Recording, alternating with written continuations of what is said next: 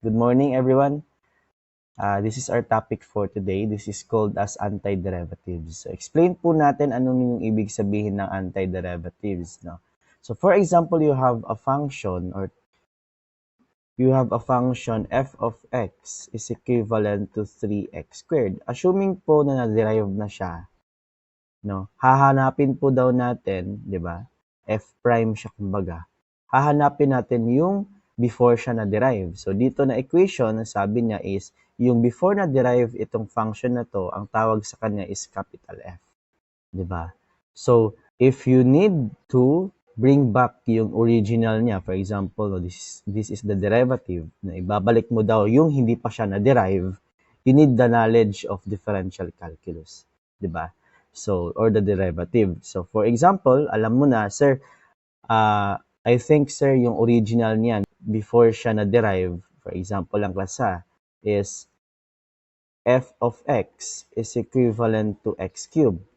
Because if we will derive this one, no, balik tayo sa ating differential calculus, the derivative of a power rule, di ba? That is un, that is equivalent to n n minus 1 then u prime.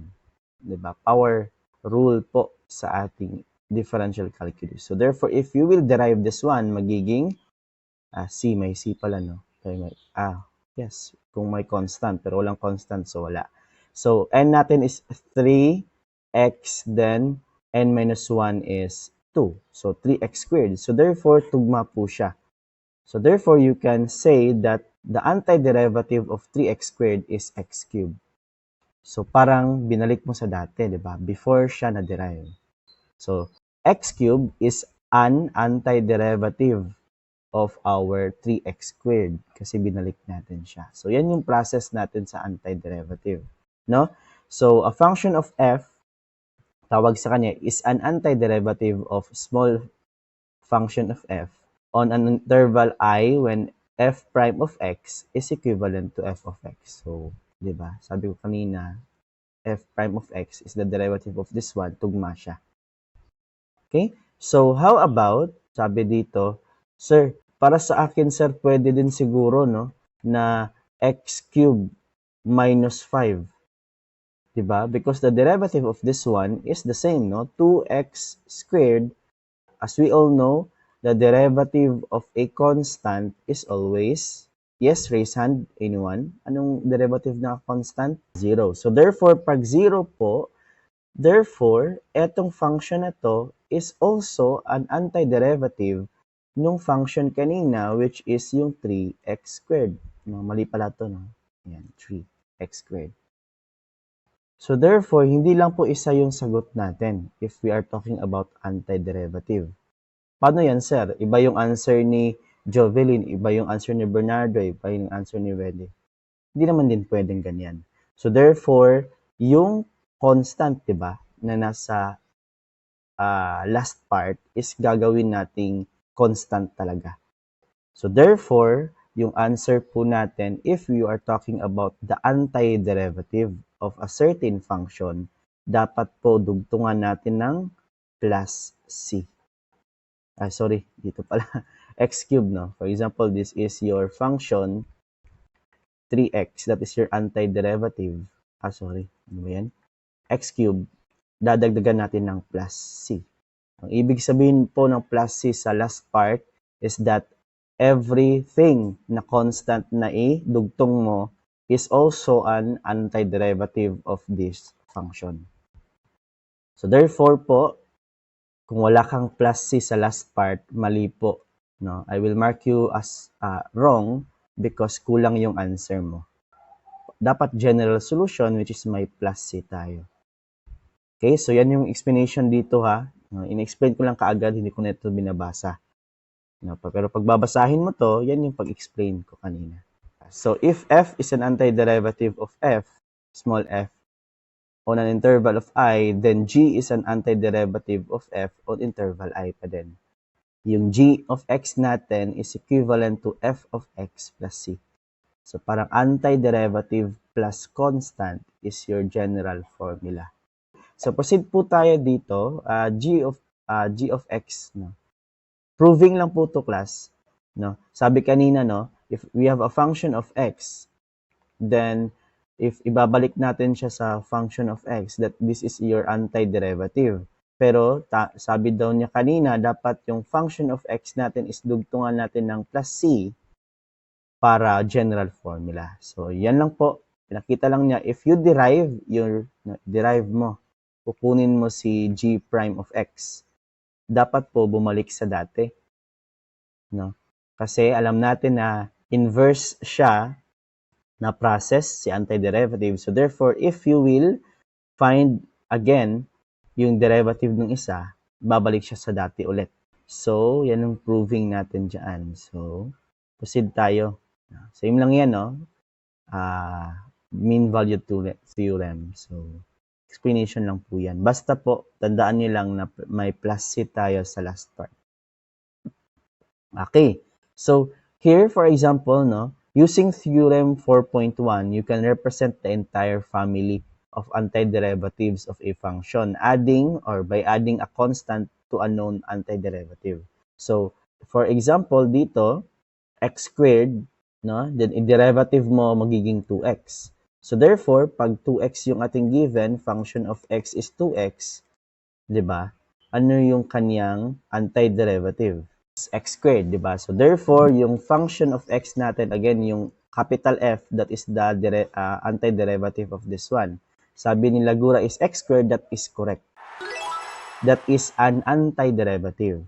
Pero if hahanapin na po natin yung ibig sabihin ng antiderivative is lahat, no? Parang general formula.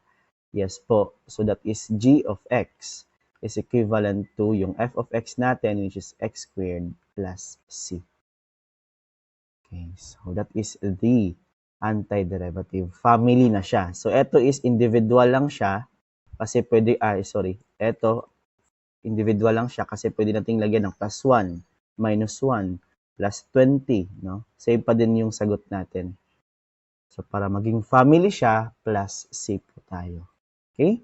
So, C is constant, sabi dyan. So, a constant C, ang tawag po sa kanya is constant of the integration.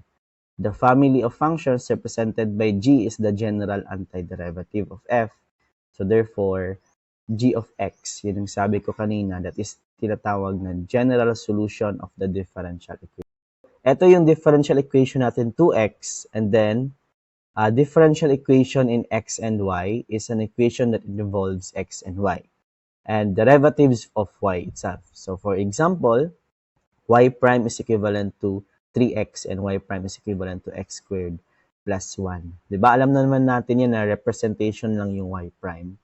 Diba? Y prime is also the same with f prime of x. Diba? The same lang yan. Representation lang po yan. Okay? So, proceed po tayo. Ito, solving a differential equation. Let us try this example, for example. So, dito, nilagay, find the general solution of the differential equation, which is y prime is equivalent to 2. No? Sulat natin, y prime is equivalent to 2. So, y prime is equivalent to 2, di ba? So, sa tingin nyo, class, before siya na-derive, ano kaya yung y niya?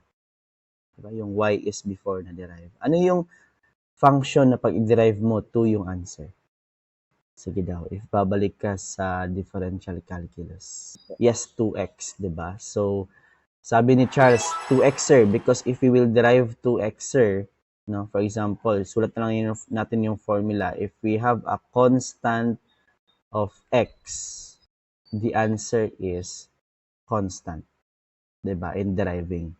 So, therefore, constant x, constant na lang yung remaining. The antiderivative of 2 is 2x. That is an antiderivative. Pero pag hinahanap natin yung the antiderivative, ibig sabihin the general solution, dagdagan po natin ng plus c.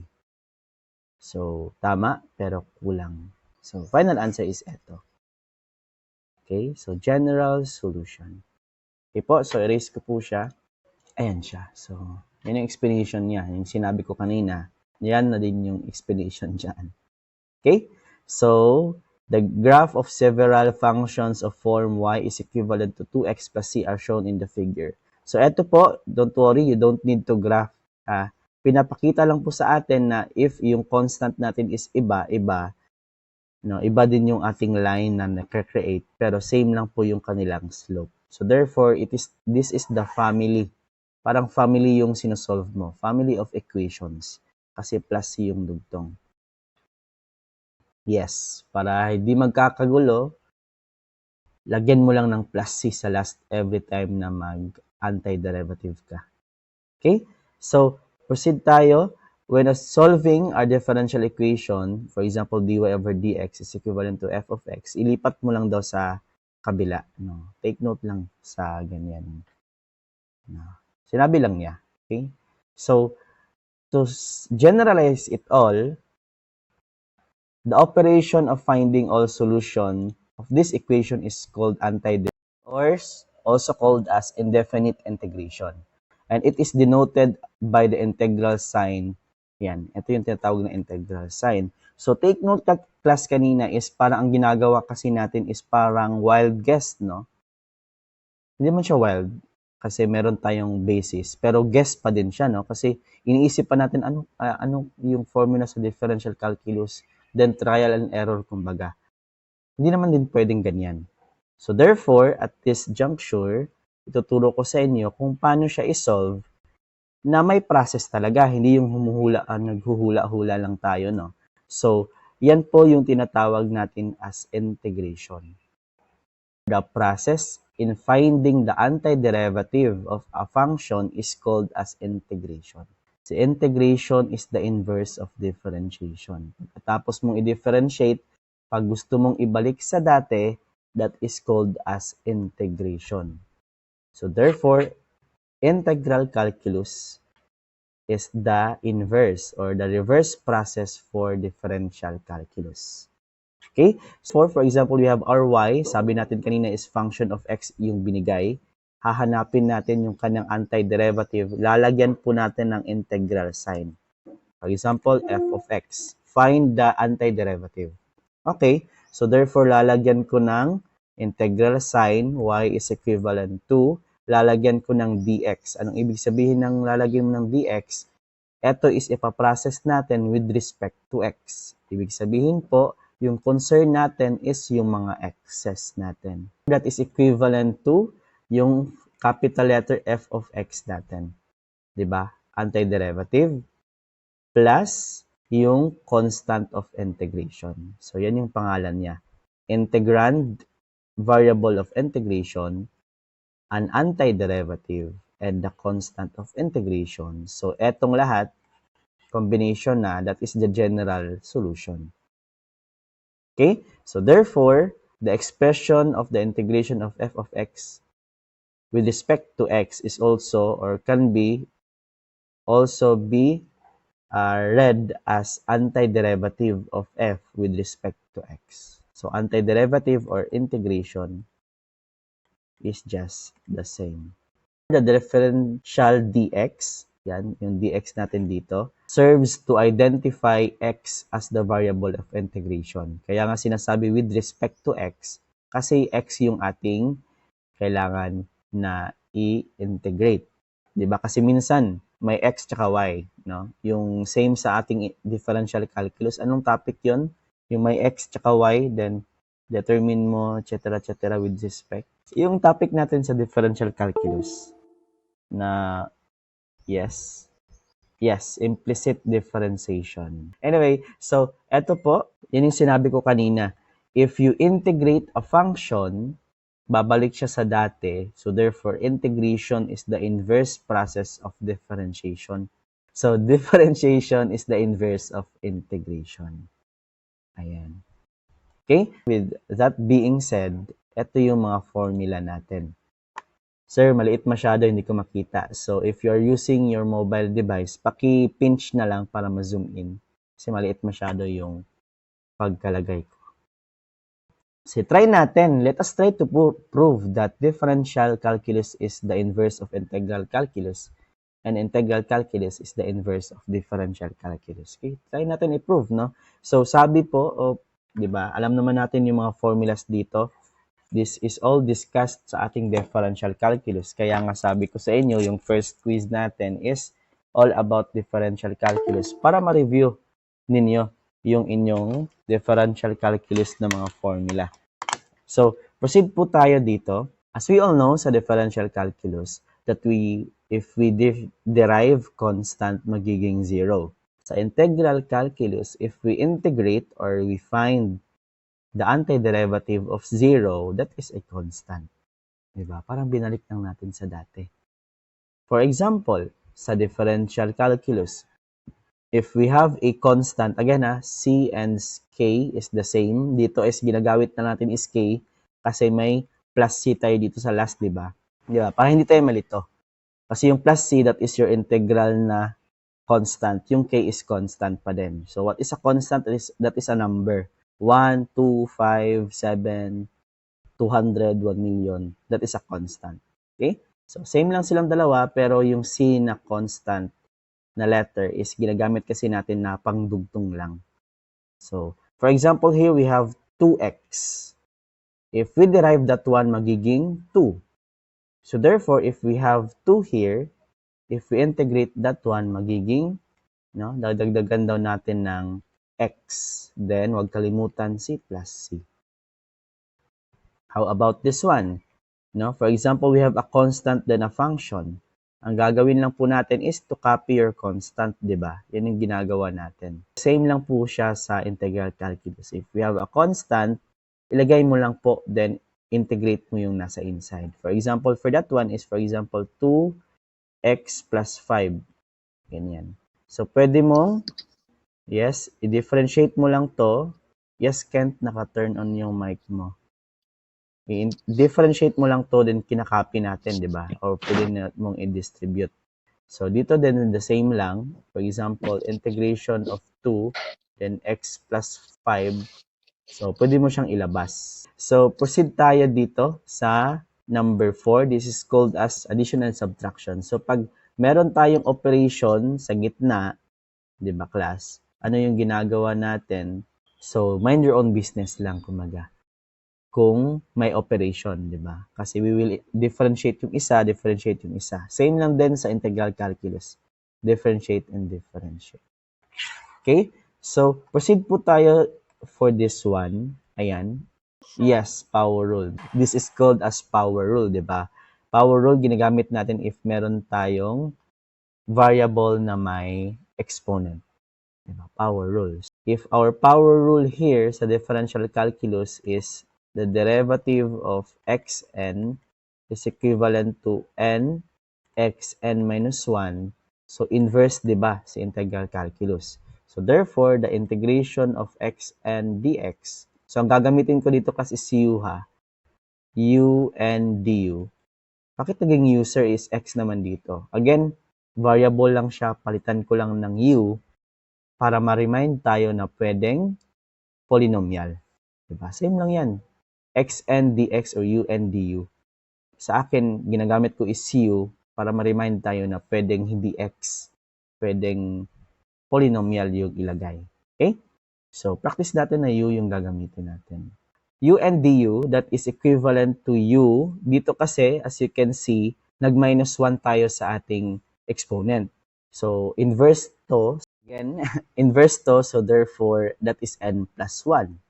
And then dito po, tinabi natin, di ba, si n. So, therefore, dito is gagawin natin siyang denominator n plus 1. Then, wag kalimutan si plus c.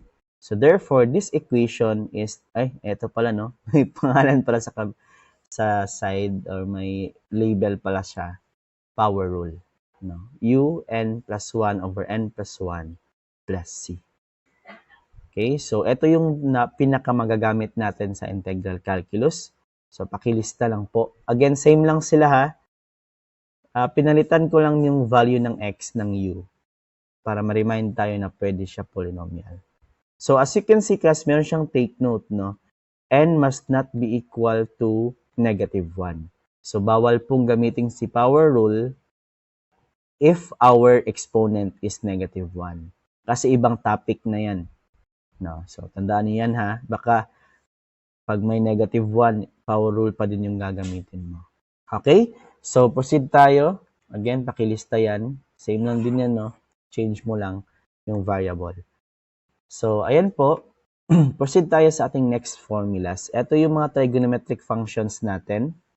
Diba? Na-discuss na natin yan sa different. Prove lang natin na yung formula sa integral calculus is the inverse no, or reverse. So, as we all know, sin x pag i-derive natin is cosine x. So, therefore, if we integrate cosine x, that is sin x. Then, wag kalimutan si plus c. Si cosine x, if we will derive, magiging negative sin x. So, therefore, if you need to integrate sin x, that is negative cosine x. Inverse. Now, reverse process. Tangent x, magiging secant squared x if derived. So, therefore, pag si secant squared x is i-integrate, magiging tangent x. Secant x, if you will derive that one, magiging secant x tangent x. So, therefore, if we have secant x tangent x, integrate natin, magiging secant x. Next one, cotangent x, magiging negative squared x. So, therefore, if we have cosecant squared x, derive natin siya, magiging negative cotangent of x. Then, last one, if we have cosecant x negative cosecant x cotangent x po yung kanyang derivative. Again ha, pakitingnan sa inyong formula. Ito yung formula natin sa differential equation. No, na-discuss na natin yan. Baka sabihin nyo, sir, bago yan sa akin. Hindi po, no? Differential calculus yan na topic. Kaya sabi ko, review your differential calculus. So, therefore, the integration of cosecant x cotangent x dx is negative cosecant x plus c. No, marami tayong masyadong diniscuss before ang example. Kasi importante, no, sabi ko sa inyo, it is important to know the concept behind the formula kaysa binigay ko to kaagad and then example tayo. So, mas maganda po if we know the concept behind the formula before we will be solving any examples. Okay? So, eto, take note lang ha. Sabi ko kanina, we cannot use power rule if we have an n which is equivalent to negative 1. Parang ganito, di ba? Pag eto is x na sa baba, ililipat natin sa itaas. Di ba? Magiging negative. So, bawal pong gamitin si power rule dito. Okay, I think we're ready, no? Alam na natin yung concept. So, we will proceed po sa ating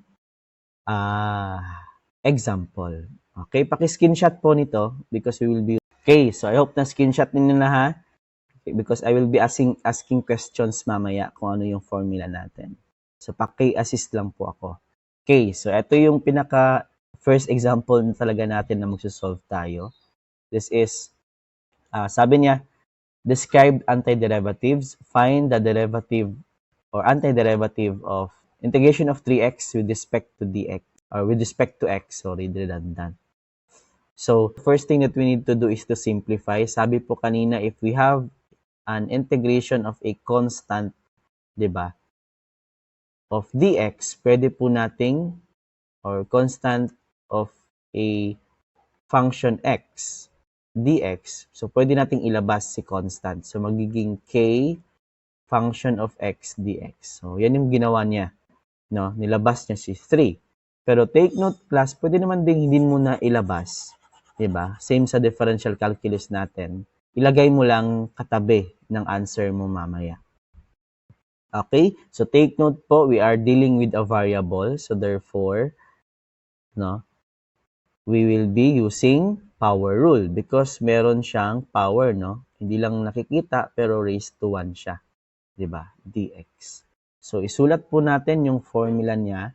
That is the integration. Ayan, integration of u and du. Sir, sa formula kanina is xn dx. Don't worry class, no? Same lang yan. Variable lang kasi yan. Mas maganda lang, mas nagagandahan lang ako sa u para sa ganitong mga situation, no? So, u and du is equivalent to u, then n plus 1. Mag plus 1 tayo sa exponent, then divided by n plus 1 plus c. Okay po. So, same po sa ating differential calculus. Gagawin natin step by step up to the tiny bits ng step by step. Then, pag marunong na tayo or magaling na tayo, doon na tayo siguro hindi mag-step by step. Okay? So, beginner pa tayo for this day. So, step by step talaga tayo. Okay, so may I ask po, raise hand, sino yung U natin dito? Ayan, sino yung U natin dito? Yung may exponent na n, x. Ayan. So, that is simply x, diba? Okay, thank you. So, therefore, how about our n? Ano yung n natin dito? 1. Ayan. So therefore, if meron na tayong u, meron na tayong n, so we can proceed na po, diba? Sabi ko kanina, if we have a variable, ang ginagawa lang po natin is, ilagay mo lang. Copy mo lang siya. And then, proceed po tayo. As you can see, same na po siya. Di ba? Pag the same na sila, you can use the formula. So, therefore, u natin is x. Lagay lang natin open parenthesis x. Then, n plus 1. So, 1 plus 1. Divided by, pangit, ayan. Divided by 1 plus 1.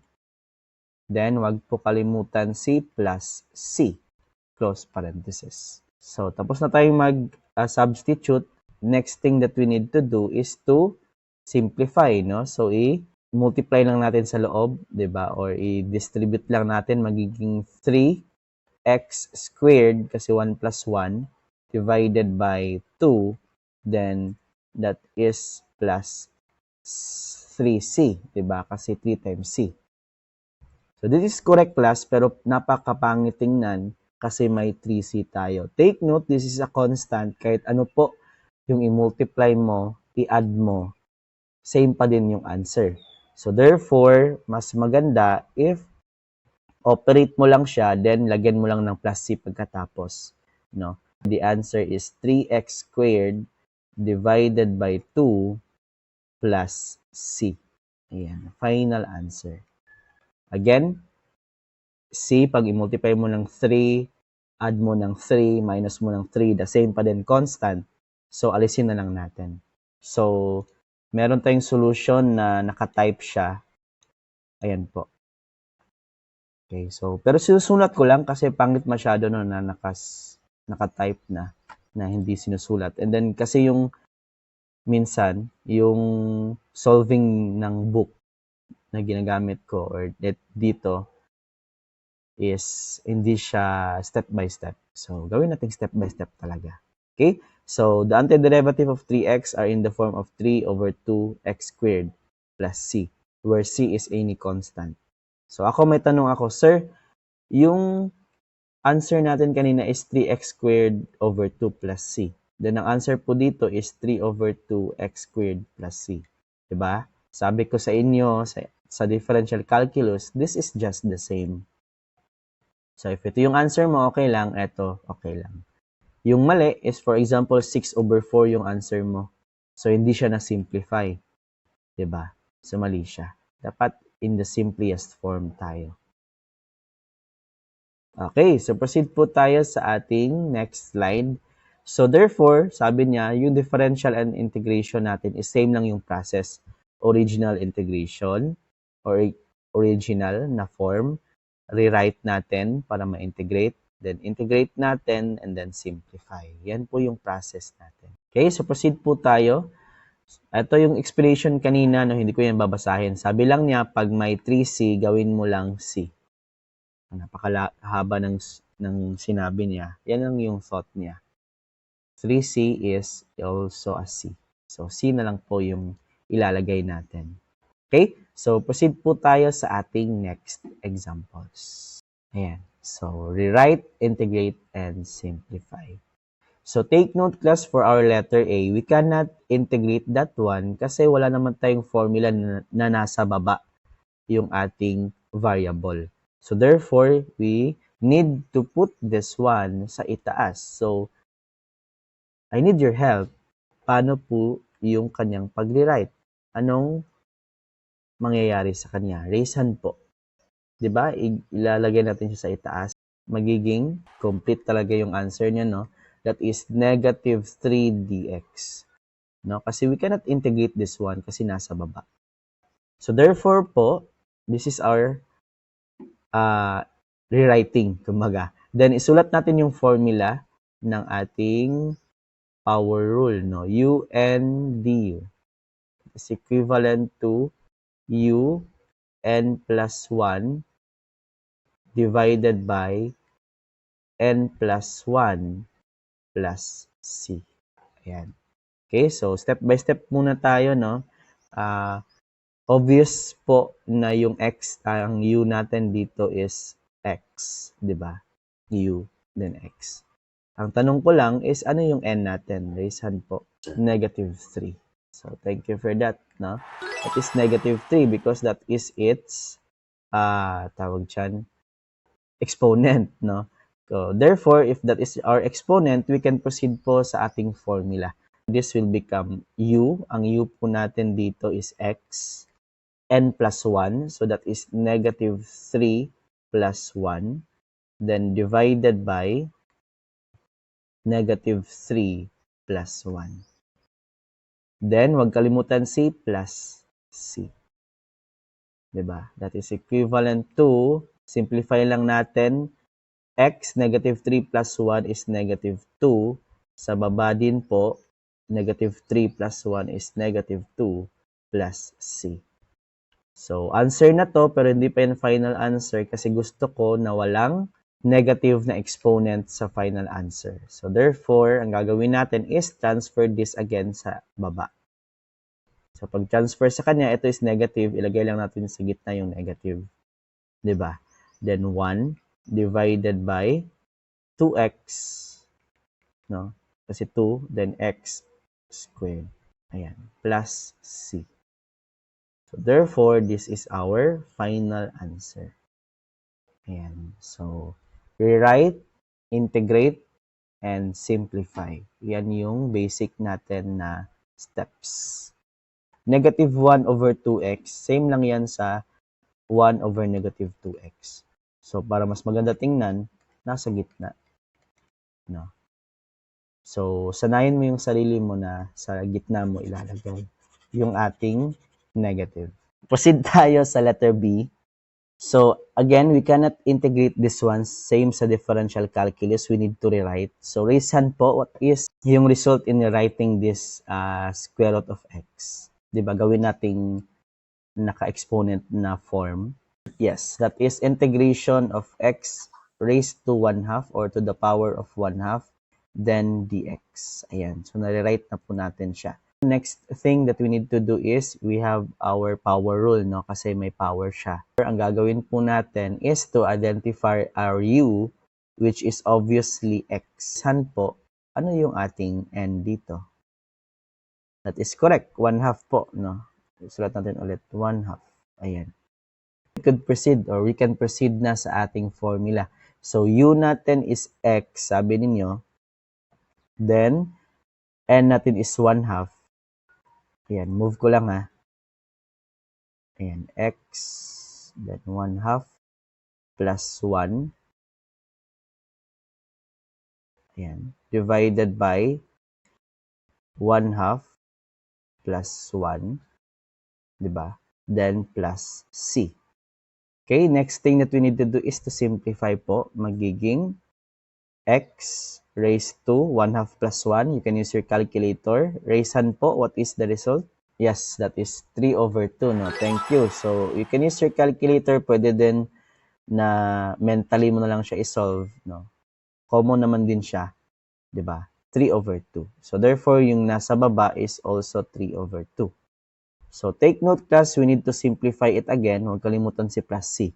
No? Simplify dapat natin yan kasi may divide 3 over 2. So, balik tayo pagka elementary. Paano po yan siya pag-divide? So, as we all know, for example, 5 divided by 1/2. Ang ginagawa po natin sa elementary is 5, then multiply natin siya ng 1/2 na reverse, no? Na inverse. So, that is 2 over 1. So, therefore, magiging 10. Diba? Tama ba? Raise hand. Tama ba ako, everyone? So, ayan yung ginagawa natin. Yes, ayan. Reciprocal, diba? So, eto po, the same dito, magiging 2 over 3. Then, x raised to 3 over 2 plus c. Diba? Kasi eto is nag-inverse. Okay? So, this is our final answer. Ayan. Sir, what if yung sagot ko, sir, is yung 3 is naka-overall? No. Ako na lang magtanong sa sarili ko. This is 2x 3 over 2 then over 3 plus c. Same ba sila, class? Yes po, the same lang. No? Ito is the same with this one. Pwedeng nakaseparate sila, pwedeng hindi. No? That is our final answer. Okay? So, erase ko na lang siya. Basta tandaan nyo lang yon. The same lang sila. Ayan. Okay, so last, hindi naman last, no? For this problem lang, ito. So, this is integration of 2 sine x dx. So, as you can see, pwede na siyang hindi i-rewrite kasi we can integrate it naman din ng kaagad. Pero, sabi din kanina, no, na nilalabas nila si constant 2 sine x dx. Again, class, pwede mo lang hindi ilabas. 'Di ba? Basta alam mo lang na pag integrate mo, itabi mo lang siya pagkatapos. So, pwedeng merong ganito, pwedeng wala. Okay? So, raise hand po. Ano yung formula natin when it comes to sine? Yung sine x dx. Kanina, integration of sine x dx.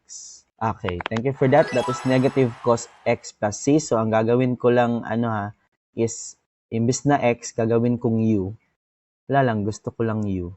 Sin u du. Kasi, class, again ginagamit ko yung u kasi para to remind us na pwedeng polynomial. Kasi pag x, for example, for example lang yung given is sin 2x dx. No? So, mahihirapan na tayo kasi yung formula is sin x, no? Then, maging 2x. Paano yan? So, pag sin u, to remind us na u is 2x. Diba?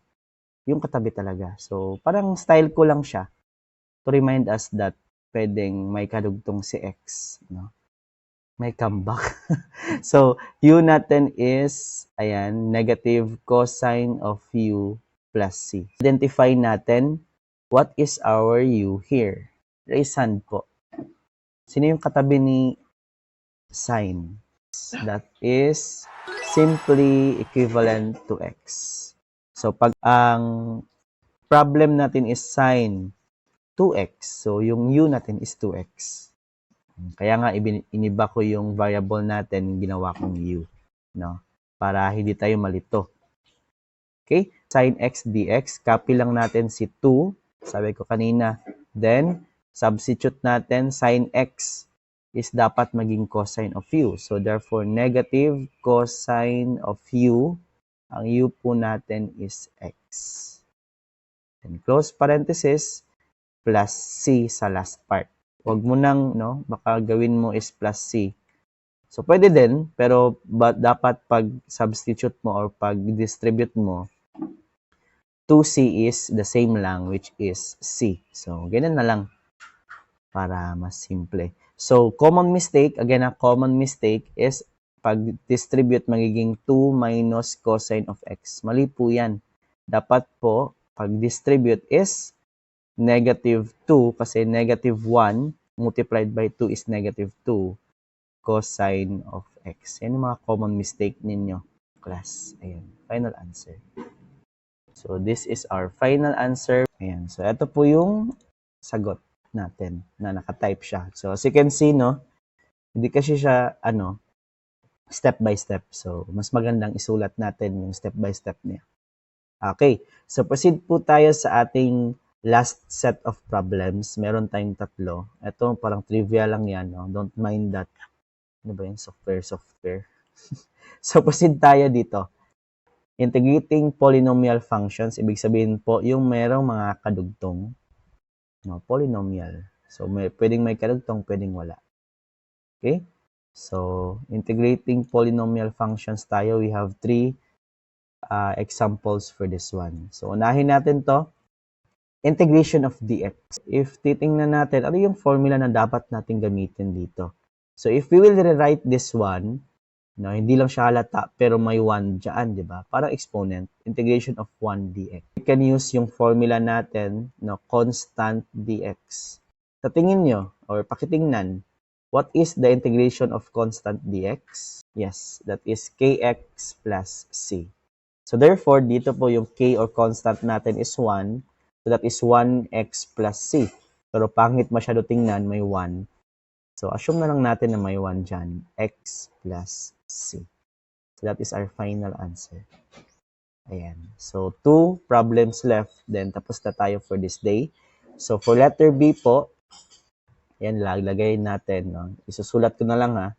Integration of x plus 2, then dx. Ayan yung hahanapan natin. So, as you can see, polynomial na siya. 'Di ba? And then, we have an operation sa gitna. So, ano yung ginagawa natin dito is mind your own business, 'di ba? So, sineseparate natin siya. Integration of x dx, 'di ba? Kasi distribute. Okay? Then, plus, kasi plus, then integration of 2 dx. Okay, so this step class, pwede mo siyang gawin. Pero if alam mo na you just need to separate them, no, pwedeng wala na, no? Separate mo na lang, integrate mo kaagad, then separate mo yung answer ng ating operation. So pwedeng wala, pwedeng meron, pero ngayon, no, lagyan muna natin at least, no, alam nyo na pwedeng ganyan, pwedeng hindi ganyan. Okay? So i-recall lang po natin yung ating power rule because we will be using that one. That is the integration of u, then n du, that is equivalent po ng u n plus 1 over n plus 1 then plus c.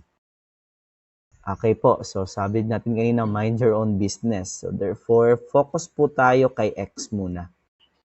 No? Separated sila ng operation. So x muna tayo.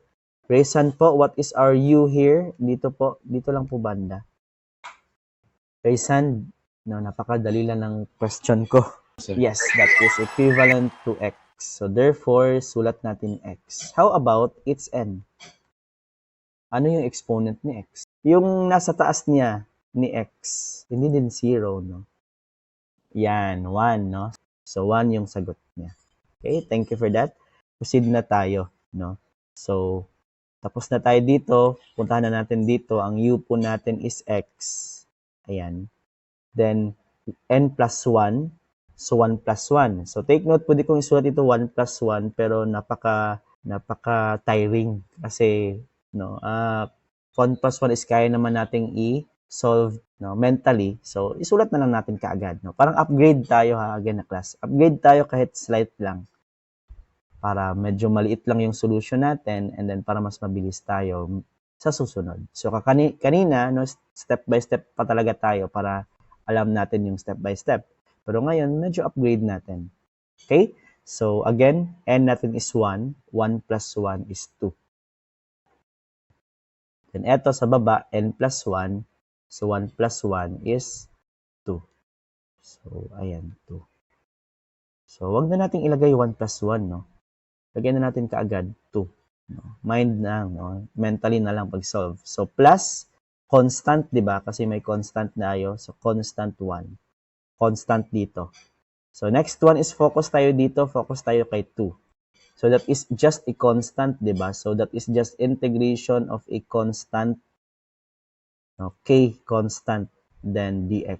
Then, alam natin, yes, pakiulit, what is the formula for this one? Kx plus c, thank you, James. So, therefore, 2, that is our constant. Ilagay na lang natin, no? K is 2. So, therefore, that is plus 2x plus c2. Ayan. So, pwede na to, pero hindi yan pwede. Ano daw? So, ang gagawin natin, class, is to combine, no, yung constant 1 tsaka constant 2. Sabi ko po kanina, pag may dalawang constant, same pa din yan, class. Constant pa din yan. So, mas maganda if wag mo na lang lagyan, sa last mo na lang na part lagyan. Kasi the same lang din sila. Pero, papakita ko lang dito. Para at least step by step tayo dito, no? Para malaman ninyo na okay lang siya. So, 2x plus c. And mark natin na final answer. Ayan. Okay? Move lang natin Ayan. Okay. So, raise hand po if you have any questions. Again C1 plus C2 is C. So, mas maganda, wag mo na lang po munang lagyan ng C. Pagtapos ka nang mag-solve, doon mo na lagyan plus C. Okay? So, para iwas na sa mga solving. Mas maliit na lang yung solving mo para hindi time consuming. So, letter C tayo. This is our last example for this day. Integration of 3x raised to 4 minus 5x squared. Ayan. Plus x. Then, dx. Ayan. So, try natin. No? Again, hindi na natin i-separate. Again you need to rewrite. Pwede mong i-rewrite, i-separate mo siya naka-individual. Pero if alam naman din natin na i-separate, no? So, pwedeng hindi mo na siya isulat. Pag solve mo lang is i-separate mo pag analyze. Pag may operation, again class, analyze it separately. Isa-isahin mo siya. Okay? So, kahit na mahaba, no, madali lang yan, step by step ka lang talaga. Okay, so focus po tayo dito This is power rule pa din. Okay, so raise hand po. Ang u natin is x, obviously. Pero ano yung n natin? Dito na part. That is correct, 4. So therefore, kompleto na tayo u tsaka n. So proceed na tayo. As you can see, meron tayong constant 3. Anong ginagawa natin yan? Diyan is copy-paste lang natin. Then, u natin is x. Ayan dito na ako. Ayan, circle ko. Diyan na tayo banda. Then, n natin is 4. Sabi ko kanina, wag mo nang isulat. 4 plus 1 is 5. Ayan, no? Para at least, medyo maliit na lang yung solution mo. Over 5. Diba? Kasi n plus 1 is 5. Then, another n plus 1 is 5. Sabi ko din, wag mong lagyan ng plus c. Mamaya na lang po yung plus c. So, therefore, dito tayo. Minus. Okay, so proceed po tayo dito. Focus tayo. No? Step by step. So, constant natin is 5. Ang u natin dito is obviously x. Pero, ano yung n natin, class? Raise hand po. 2. Ayan. So, therefore, this is 2. U natin is, copy muna natin si 5, di ba? Ayan, 5. Then, u natin is x. Then, n plus 1. So, that is 2 plus 1 is 3 divided by 3. Ayan. Okay? Last part po tayo, which is yung x natin. Okay? So, u natin dyan is x. Raise hand ulit. What is our n here? 1. So, that is equivalent to 1. Proceed tayo dito. That is plus, kasi plus tayo dito. Then, u, 1 plus 1 is, x pala, no? u, pero x siya.